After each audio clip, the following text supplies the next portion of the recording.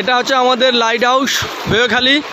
আজকে একটা মর্মান্তিক ঘটনা, খুবই দুঃখজনক ব্যাপার। আজকে ইলিশ নৌকা আমাদের এখানে ইলিশ মাছ ধরে ঢোকার মুখেই অ্যাক্সিডেন্ট ঘটেছে, অর্থাৎ দুটো নৌকো মাছ ভর্তি ইলিশ নৌকা উল্টে গেছে। দেখতে পাচ্ছি আমরা, আমাদের গ্রামবাসীরা প্রত্যেকেই কম বেশি চেষ্টা করছে যে ট্রলারগুলো উদ্ধারের কাজের জন্য। একজন মালিককে দেখছি আমরা, খুব কষ্টদায়ক ব্যাপার, টোটন রানা। আর এদিকে দেখতে পাচ্ছি আমাদের গ্রামবাসীরা প্রত্যেকেই সহযোগিতা হাত বাড়িয়ে দিয়েছে। হ্যাঁ, সত্যি খুব দুঃখ এবং বেদনাদায়ক ঘটনা। লোকারণ্য আজকের আমাদের এই বেওখালির আইলা বাঁধের উপরে আমরা দেখতে পাচ্ছি এখনও ট্রলার দুটি ওইখানে আছে। চেষ্টা করছে আমাদের গ্রামবাসী এবং প্রত্যেকটা মানুষ, আমাদের গ্রামের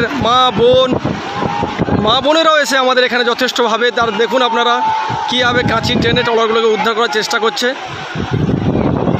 আজ এক মর্মান্তিক ঘটনা সাক্ষী আমরা থাকলাম বেওখালি আইলা বাঁধের ওপরেই।